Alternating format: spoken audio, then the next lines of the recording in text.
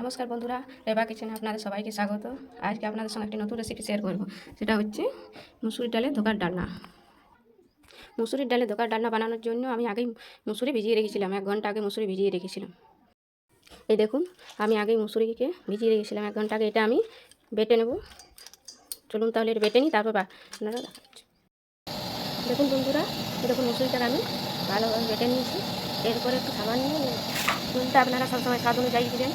একটু সামান্য নুন দিয়ে একে ভালো করে মিক্স করে নেব। এটা এর মধ্যে আমি কিছু দিচ্ছি না। এটা ভালো করে মিক্স করে নিয়ে তারপরে আমি একটা থালার মধ্যে একটা ছোটো থালা নিলাম। থালার মধ্যে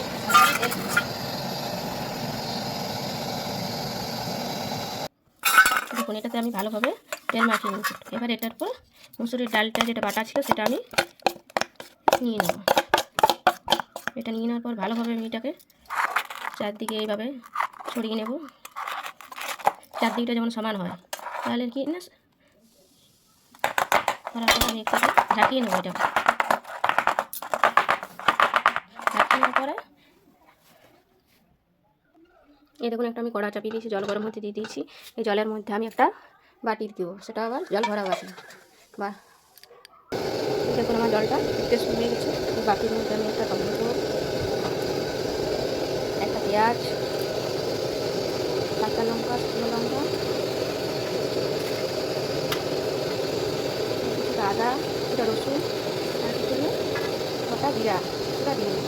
এরপর যেটা আমার ব্যাটারটা রেডি করার জন্য সেটা সেটাই হবে। আমি একটু চাপিয়ে দেবো। চাপিয়ে দেওয়ার পর এটা আমি একটা ঢাকনা সেট করে দেবো, যাতে ভাতটা সিদ্ধ হয়ে যায়। এটা আমি একদম কম আছে 10 মিনিট এটা সিদ্ধ করবো।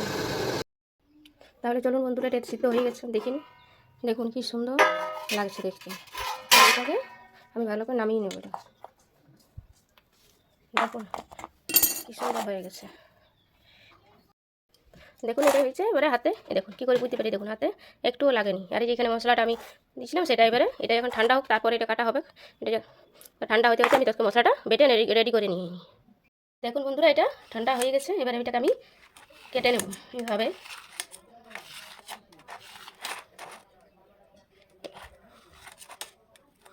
আমি এটাকে এইভাবে শেপ দিচ্ছি, আপনারা চাইলে যে কোনো ডিজাইনেরই কাটতে পারেন।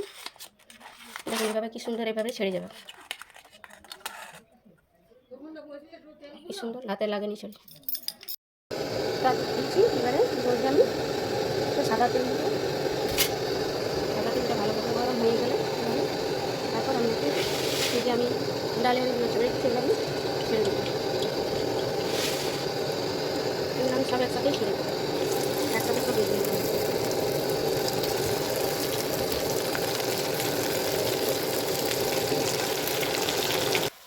দেখুন বন্ধু কি সুন্দর এটা ভাজা হয়ে গেছে। এবার এটাকে আমি নামিয়ে নেব।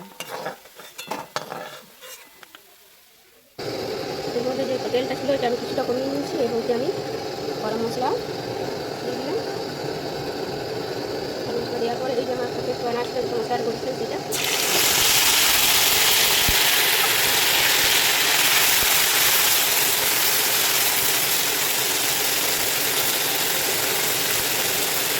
আমি এক চামচ নিয়ে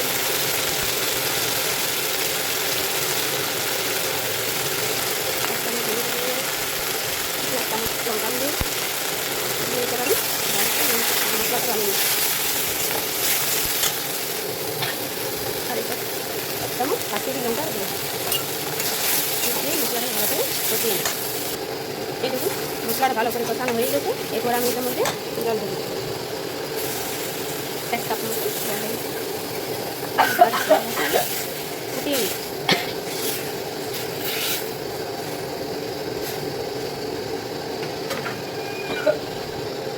দেখুন আমি জলটাকে জলটা ফুটিয়ে নিয়েছি। এর মধ্যে আমি যে বড়াগুলো করে নিয়েছিলাম সেগুলো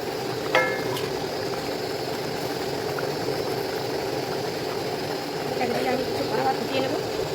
এবারে তরকারিটাকে এই দেখুন নামিয়ে নিলাম।